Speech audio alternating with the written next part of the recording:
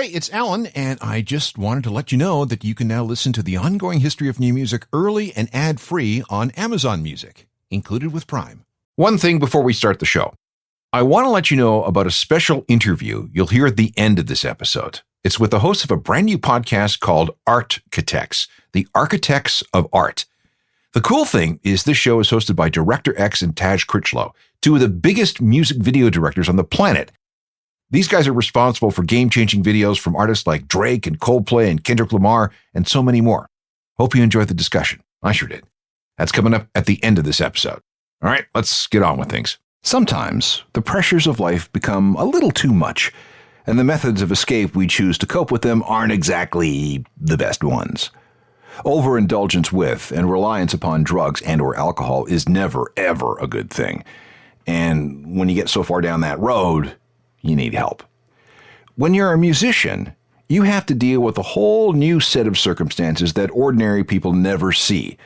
Long days, weird hours, bad food, poverty, groupies, hangers-on. Or maybe you've struck it rich and you can't handle the fame. Or maybe you love the fame a little too much. You like living in your bubble of unreality where people are afraid to tell you no and are only too happy to let you indulge in whatever you want, no matter how crazy. Sometimes people seek help on their own. Sometimes they need a little encouragement to get the help they need. What you're about to hear are some rehab stories about artists who took their lives to the edge. Some were able to step back, and some, well, you'll see. This is the ongoing history of new music, the podcast edition with Alan Cross. They tried to make me go to rehab. I said no, no, no. Yes, I've been black, but when I come back, no, no, no. I ain't got the time. And we had to play that, didn't we? Amy Winehouse, highly talented, critically praised, commercially successful, but an absolute train wreck of a person. Mental health problems, bulimia, cutting, issues with domestic violence, public drunkenness, crack, heroin, ketamine, coke, ecstasy. She underwent psychological and psychiatric counseling and was on drugs for alcohol withdrawal and anxiety. She was diagnosed with early-stage emphysema at age 24. She had given up drugs and alcohol for a couple of weeks, but she binged out in a major, major relapse, and that led to her death. Now, contrary to what the song says, she did go to rehab several times, the last being in late January 2008 for 2 weeks, but that wasn't enough. And it was that relapse that I just mentioned that led to her death by alcohol intoxication on July 23, 2011. She'd been sober for almost 2 weeks before her death, but 3 days before she died, she told her doctor that she'd started drinking again because she was bored.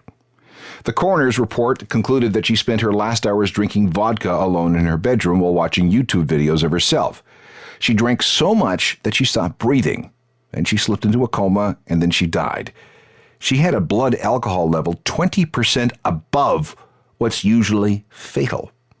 She was last seen alive, lying face down in her bed by her live-in security guard at around 2:30 in the morning. When he returned at 3 p.m. the following afternoon, she hadn't moved. That's when he called the paramedics, but of course by then it was much too late. Hello again, I'm Alan Cross, and we'll call this episode RocknRoll Rehab, The Priory, Betty Ford, Sierra Tucson, Exodus Recovery, Pasadena Recovery. These are all places where rock stars go for help. Most of the cases that we'll discuss on this program have happy outcomes, but then there were those, like Amy's, which don't. If rehab centers gave out loyalty points, the Red Hot Chili Peppers would probably have enough to fly first class around the world about 100 times.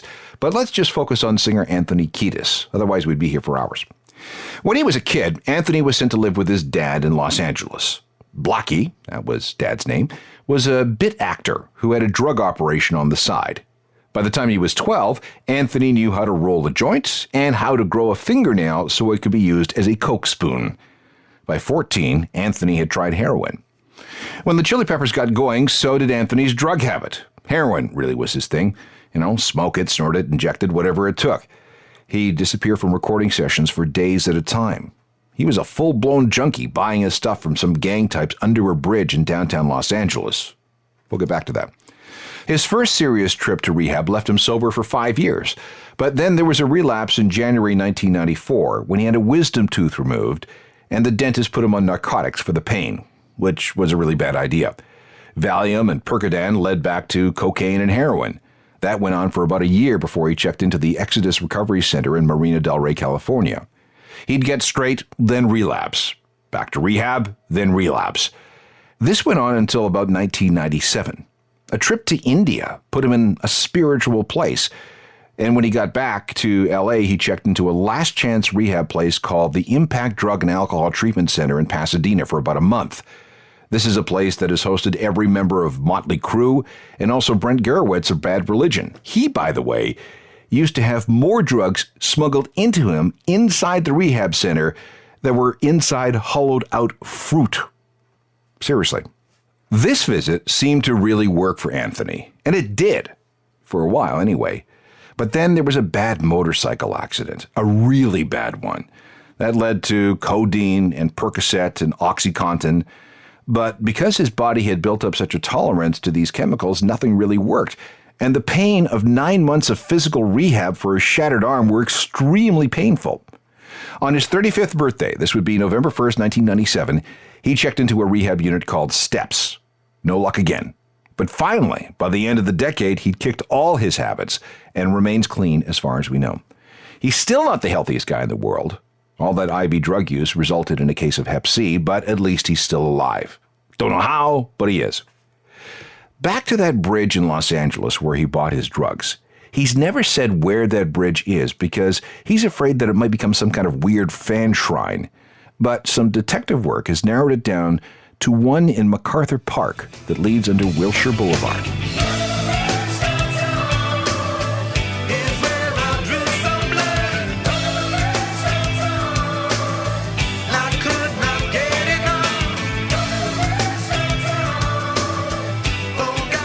At the same time Anthony Kiedis was having his issues with drugs and failed attempts at rehab, Dave Gahan of Depeche Mode was doing a pretty good job of killing himself, although he never quite managed to do it, even though he's come close 4 times. This is why Los Angeles paramedics call him the Cat. Seriously, that's his nickname. Heroin was Dave's thing, starting in about 1991. After moving to LA and meeting the Jane's Addiction crowd, he and his wife Teresa set about living the rock and roll lifestyle. Just to put things into perspective, one of the gifts they received for their wedding was a lump of black tar heroin. His appetite for drugs was so great on the Songs of Faith and Devotion tour in 1993 that he even scared the guys in the opening act Primal Scream. Now, if you know anything about Primal Scream and their habits, you'll understand how crazy that must have been if they were frightened. Consider this. Part of the 100-person entourage was a tour psychiatrist and a guy whose only job was to buy drugs. On that 93 tour, Dave's habit became so great that he'd spend days in a hotel room banging heroin into his veins. In New Orleans, he couldn't do the encore. Drugs had brought on a mild heart attack. After the tour, Dave went back to LA where he fell deep into drug paranoia. He carried a gun wherever he went, even if it was just to the mailbox. One time he did nothing but watch the Weather Channel for 24 hours straight. And then it got really weird when he began talking to his collection of stuffed animals, and they began talking back. There was a stint in rehab at the very expensive Sierra Tucson in Arizona. Over the years, they helped or tried to help Ringo Starr, Whitney Houston, and Tiger Woods. But when Dave got back home to L.A., he found that his house had been ransacked and robbed.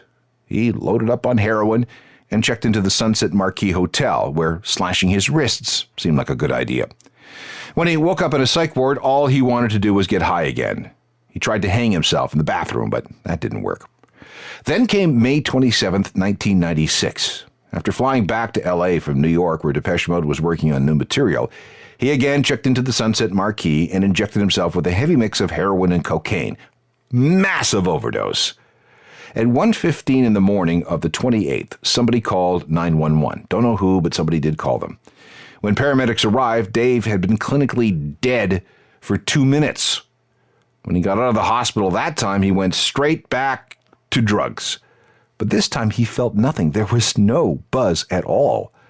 A court-ordered 9-month stay at the Exodus Recovery Center seemed to fix everything after that.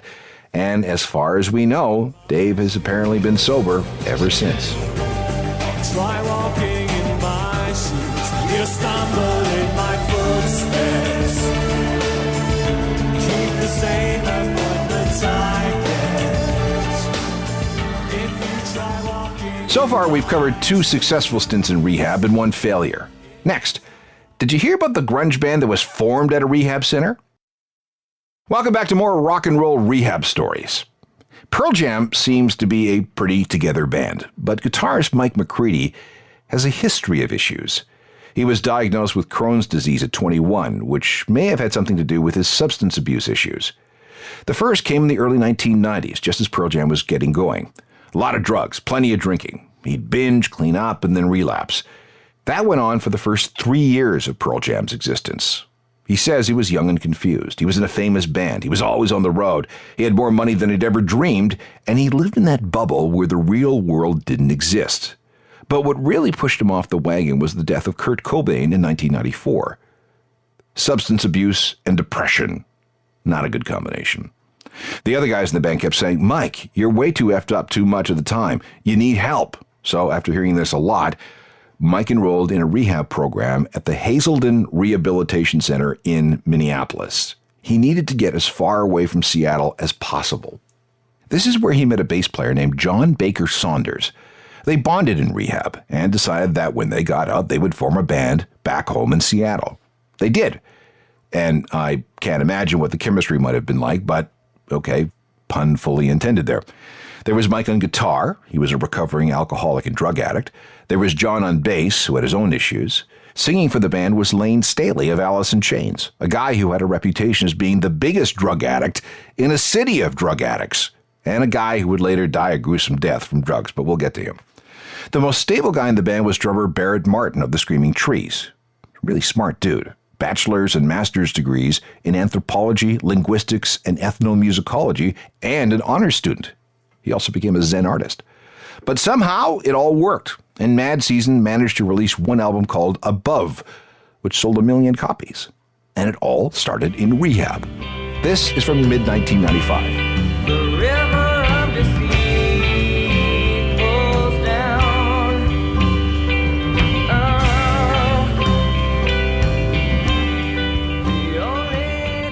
Mad Season and River of Deceit. Mike McCready had one more bout of addiction, prescription painkillers, mostly around the time Pearl Jam was recording the Binaural album in 2000, but since then he's been mostly okay. I wish there was a happy ending to the other parts of the Mad Season story, but there isn't. John Baker Saunders died of a heroin overdose on January 15th, 1999, and Lane Staley, well, let's talk about him. Lane's father was a heavy drug user, so like father, like son. As Alice in Chains got bigger, Lane had more and more money for drugs. And to say that he partied harder than most is a real understatement. And after 1991, there was some kind of tipping point where things just kept getting worse and worse and worse. By the middle 90s, he was in really bad shape. He enrolled in rehab several times, usually at a facility in Los Angeles, and each time he got sober for a bit. And at one point, all the members of Alice in Chains flew to LA once a week to take part in his sessions. Lane was briefly scared straight by the death of Kurt Cobain, but within weeks he was back at it. Alice in Chains lost tons and tons of money because they just couldn't be booked for tours. Lane was way too strung out all of the time. This included bailing as the opener for a Metallica tour in 1994. The most he could do was show up in a studio for a few hours. One of the things he managed to do was the Mad Season project. Mike McCready and John Baker Saunders pulled Lane through those sessions, hoping that being around sober musicians would produce a moment of clarity, but it didn't. Then came October 1996. Lane's longtime girlfriend, Demir Parrott, died as the result of a bacterial infection she picked up as the result of her own drug abuse. This infection entered her bloodstream and settled into the lining of her heart. By the time the doctors figured out what was wrong, it was too late. After that, Lane became a hermit in a penthouse condo, painting, playing video games, and watching TV. Oh, and he had his drugs, heroin and coke mainly, which he referred to as his medicine. They were delivered to his door by a network of dealers. There were no more stints in rehab. He was rarely seen by anyone, and after a while, no one could contact him. No one remembered seeing him. It's thought that sometime in March 1992, he contracted some kind of infection. After that many years of drug abuse and malnutrition, he had no immune system left. He got sicker and sicker and sicker. On April 19, 2002, his accountants noticed that there hadn't been any activity with his bank account for 2 weeks. That day, his mother and stepfather went to the condo with police. After breaking down the door, they found Lane's body. The coroner later said that he probably died on about April 5th, 2002, which, kind of ironically, was the 8th anniversary of the day Kurt Cobain died. The last Alice in Chains record with Lane was his self-titled album from 1995. It contained a song called Grind, in which Lane sings, "In the darkest hole you'd well be advised not to plan my funeral before the body dies." Let the sun never blind your eyes. Let me sleep so much deep all night. Hear a sound from Alice in Chains from 1995 with Grind. Rehab did not work for singer Lane Staley. Now, since we've referenced him a couple of times already, let's talk about Kurt Cobain and rehab. Kurt stated many times that he wanted to be a junkie. He wanted to be like Iggy Pop and do heroin all day, which is something he turned out to be very good at. His first trip to rehab was in 1992, after he found out that he was going to be a father. He was there for several weeks, but in the end, the treatment didn't stick. As soon as Nirvana returned from an Australian tour, he began using again. On March 25, 1994, an intervention of friends, family, and business associates convinced Kurt that his self-destructive tendencies brought on by his heroin issues had to stop. So he reluctantly and angrily agreed to try rehab again. The choice was the Exodus Recovery Center in Los Angeles. He checked in on Thursday, March 30th. One of the other patients was Gibby Haynes of the Butthole Surfers. He and Kurt hung out and commiserated about their respective situations.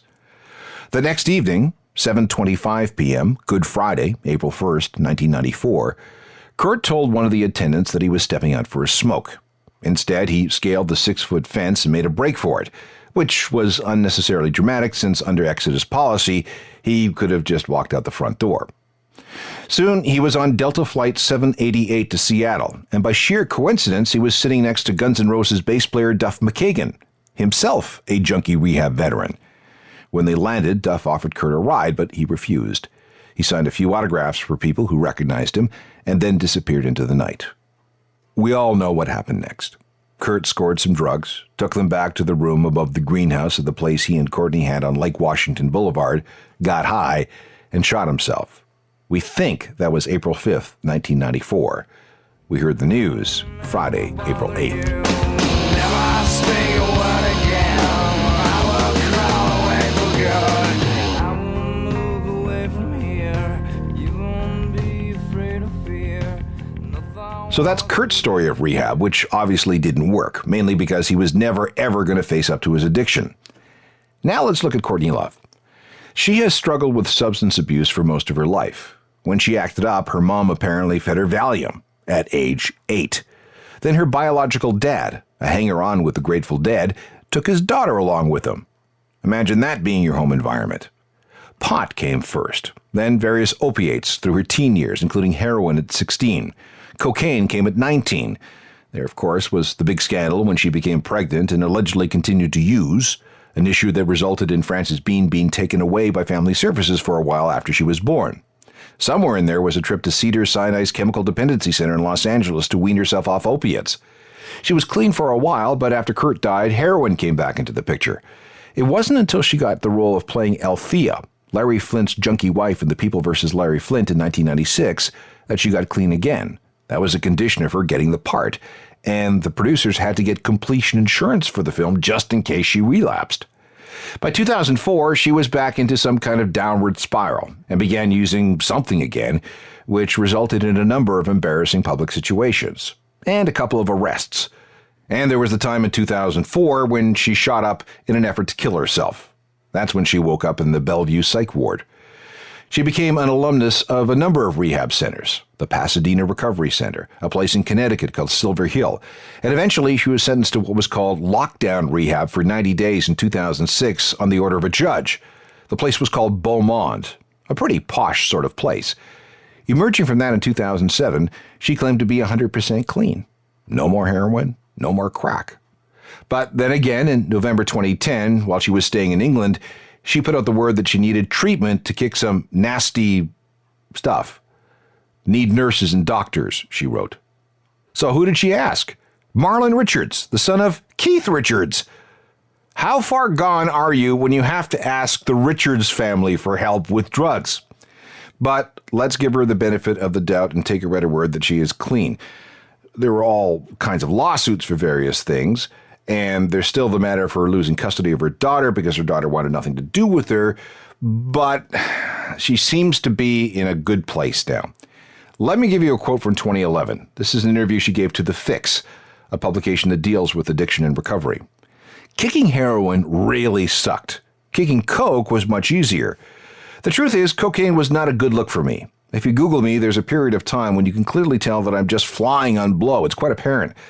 I've gone through unappealing phases where I've been sober too, but that's just because I love to play dress up. There are times when you do outrageous things just because you want to. Damn it. Or maybe you want to get some press. But cocaine is an evil, evil drug. It really effed me up in the head. But as I got older, I just kind of grew out of it. You know, I'm 46 years old. One line of blow leads to 2 days depression for me. I've turned to other things for my release. Oh, and back to that stint in Beaumont Rehab. They took her on a scholarship basis, meaning she got a break on the costs. In the end, though, they wanted $180,000 and ended up suing her.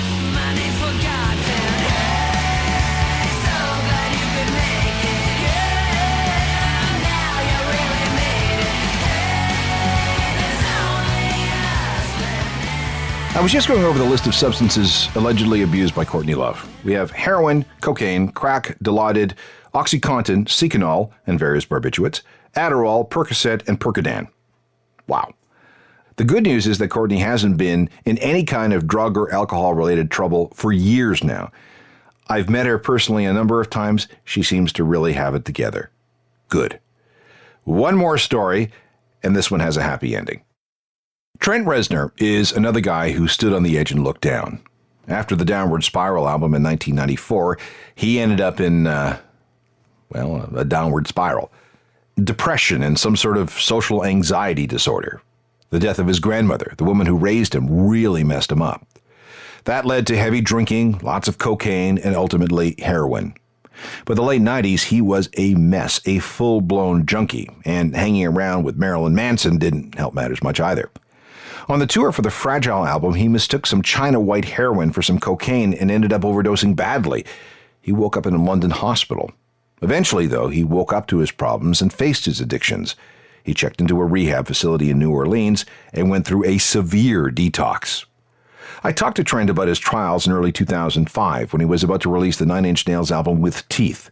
He admitted to having been in a pretty dark, horrible place and needed the time to realize that he still loved music and still needed to make it. Well, the reality is that I had to spend some time getting my life in order because I'd really fallen into the clutches of addiction. And it was time for me to kind of face up to that fact and deal with it. You know, and come 2001, after the last tour, I was at a point where I was ready to check out. You know, my soul had been crushed by being an alcoholic and an addict. And there was no denying at that point, and it had consumed me and destroyed me. And there was a fork in the road, and it was either death by my own hand or from any number of other ways it could have happened, or fix myself. And it took a moment of clarity to realize I wasn't ready to die yet, or hoped I wasn't ready to die yet. And I took the means necessary and decided I would do anything to turn my life around, because it was not going well.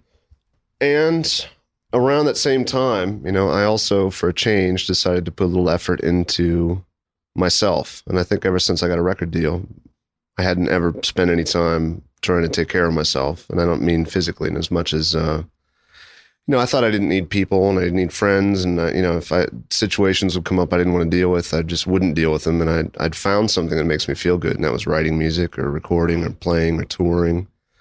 And so I'd use that was my way of dealing with everything, and the end result was that closet full of crap things didn't go away. They just waited in there.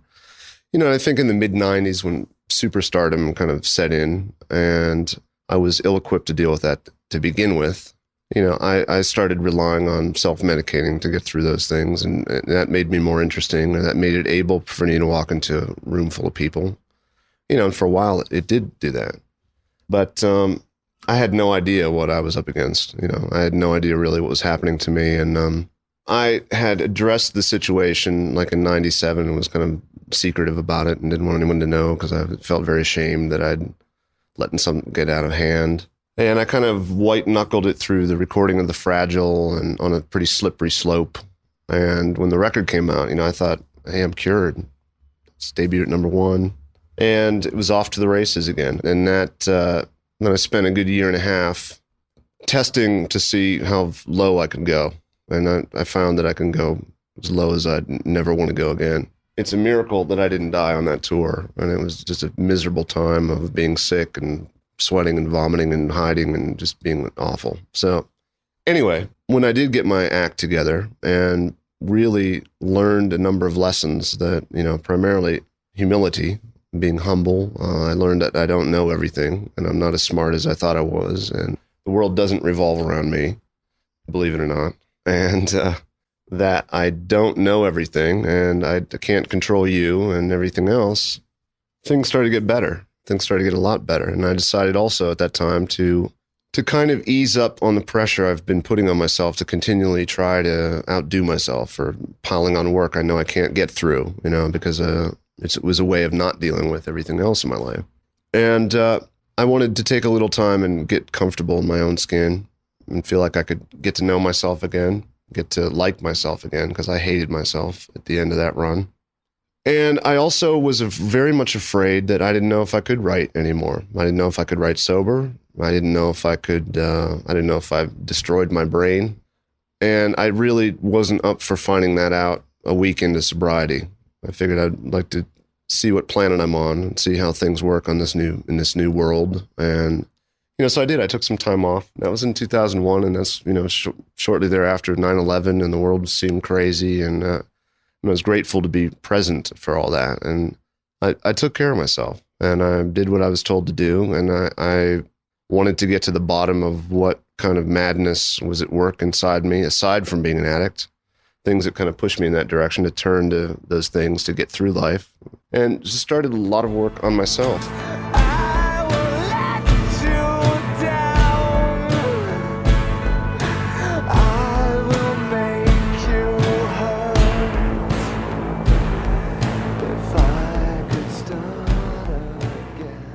Trent Reznor and 9 Inch Nails and Hurts. And since his near-death experience, he's been doing okay.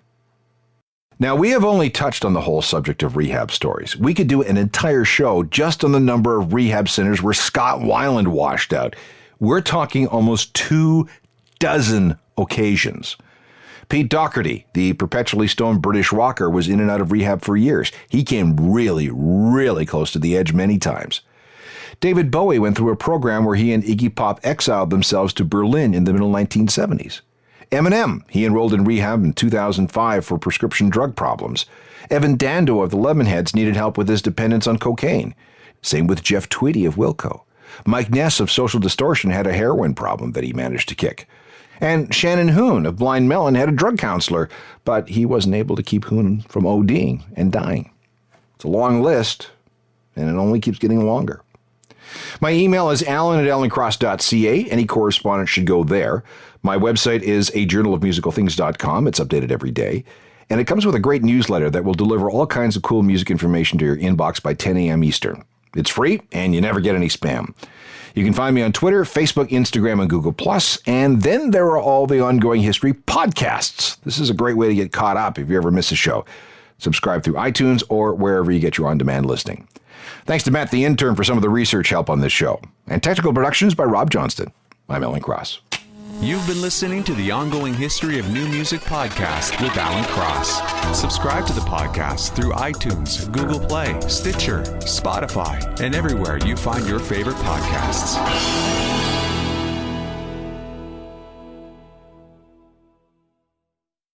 Before we leave today's Ongoing History of New Music podcast, I want you to know that we're part of a network called CuriousCast, and CuriousCast has a lot of podcasts available on its network. And one of the new ones is called Artcatechs. And I have two of the hosts of Artcatechs with me here. We have Taj Krishlow and Director X. And we want to give you a bit of an introduction to what this new podcast is all about. So who wants to go first and explain exactly what you guys will be doing? And obviously, here's a hint. If you're at the end of this podcast, my podcast, Chance Start has something to do with music.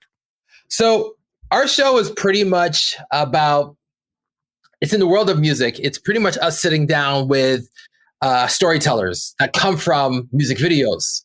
I feel like we live in a world where we don't give these amazing creative artists the flowers they deserve. They create some of the most impactful content on the planet that gets a lot of eyeballs on it. And coming from the world of music video, being in the business for over 20 years, we felt it was necessary to create a show like Architects, to sit down and hear their stories, their come-ups, their journey, their process of creating some of the most iconic music videos, films, and content on the planet. Now, you guys have been deeply involved in this world for, like you say, a long time. Who have you worked with? I've directed videos for Alicia Keys, Puff Daddy, Cisco, Destiny's Child, Drake, Justin Bieber, 2 Chainz, Rosalia, Iggy Azalea, Sean Paul, Beanie Man, Ariana Grande. Okay, now you're just bragging. Korn, John Mayer, the list goes on. Like this has literally been a crazy journey, and I always say X is the GOAT because as long as he's been doing it, like late 90s to now, it's still relevant. Like we broke our production company Fella with this music video for DJ Khaled, Drake, and Bieber called Popstar. So it's been a crazy journey, and we're 2 kids from Brampton, Ontario, that went out to make art that broke out to the world, and now we're using our podcast as another form of storytelling, but through an audio medium. Okay. How are you going to make that transition? You've been telling stories through video. Now it's going to be only audio. So you're going to have to change your style a little bit, I guess. I mean, we're talking to the creators, so it's a different kind of thing. You know what I mean? The story is the story of the maker. So it's not conceptualizing music and visuals to it. It's talking like the first podcast, the debut of the show was with Dave Myers, another guy that's been in the game for a long, long time, and just talking about the philosophy behind his approach to art, the work he's done, and as well digging into some of the larger world issues out there. Like we have a whole talk about Black Lives Matter on that podcast, and being a white director and his perspective coming up in a Black music world. So it's a little different than what we're used to doing. Without any spoilers, give me the kind of stories that you'll be telling. Give me an example of a story. I guess the examples is pretty much their come up, what drew them in to get into this world of filmmaking, their influences, their highs, their lows, and pretty much their breakthrough moments. And a lot of times, to your point, Alan, like when you watch a music video, you're just seeing the end result, but you don't see what went into to make that product and that piece of art, as far as the storyboards and the art direction and sitting down with your head department and the collaboration. So it's pretty much we're giving them that kind of close set behind experience where you get to see the process of how we get to the finish line, right? I've often watched music videos and wondered, where the hell did this come from? What kind of headspace do you have to be in to come up with these images, these storylines, these things? And I have no idea. Yeah, and that's the point of the show. Like, look, we're probably like around the same age. Like, I came up in the '80s era where that's what made me fall in love with music videos, right? The MTV Much Music era, watching videos by like Madonna and Peter Gabriel and like Phil Collins and Michael Jackson and Aerosmith. And I was always fascinated by music videos and the storytelling and the dancing and the style and all that stuff. And that's what made us fall in love with the art. So imagine if you could go back in the days and sit down with Duran Duran and talk about the Hungry Like a Wolf video. Like, what the hell compelled you guys to be in this jungle and just going through this crazy story, and sitting down with like the best of the best and hearing the stories of the directors working with Madonna and working with the Stones. And that's the beauty about the show. It's like we get that access to these filmmakers, to these artists. I've worked with the biggest and brightest artists in the entertainment business, but learn about that journey, that creative journey, that collaboration to make the work that we see that's now on television or on YouTube. And before we jump, I just want to say, please follow us at Architects Pods. I can't wait for this. Sounds like a great series. Looking forward to it. It's called Architects with Karina Evans, Taj Critchlow, and Director X. And I can't wait to hear some of these stories. Thank you so much, you guys. All right.